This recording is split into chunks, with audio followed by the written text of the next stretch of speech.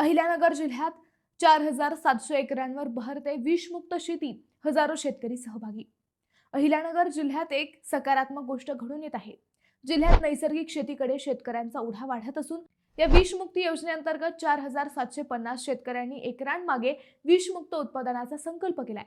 अहिल्यानगरमध्ये सध्याला सुमारे 4,700 एकर क्षेत्र नैसर्गिक शेतीखाली असून 94 शेतकरी गटांनी या उपक्रमात उत्स्फूर्त सहभाग नोंदवलाय. 2018 साली आत्महत्याग्रस्त शेतकऱ्यांच्या कुटुंबांना आधार देण्यासाठी अमरावती विभागात डॉक्टर पंजाबराव देशमुख जैविक शेती मिशनची स्थापना करण्यात आली. यामध्ये आता अहिल्यानगर जिल्ह्यातील शेतकऱ्यांनीही पुढाकार घेतलाय. इच्छुक शेतकऱ्यांचे अर्ज संकलित करून त्यांना नैसर्गिक शेती गटांमध्ये ते सहभागी करून घेतात. या गटांच्या माध्यमातून विविध प्रशिक्षण, मार्गदर्शन आणि सहकार्य पुरवले जाते.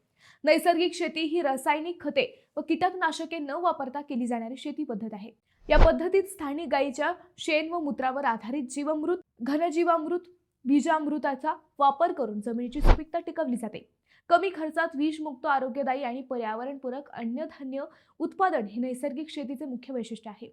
नैसर्गिक शेतीमुळे शेतमाल अधिक पोषक, सुरक्षित आणि आरोग्यदायी होत असून जमिनीची सुपीकता व जलसंधारणातही मोठी वाढ होत आहे. मंडळी, नैसर्गिक शेती ही काळाची गरज आहे असं तुम्हाला वाटतं का? नक्की कमेंट करा.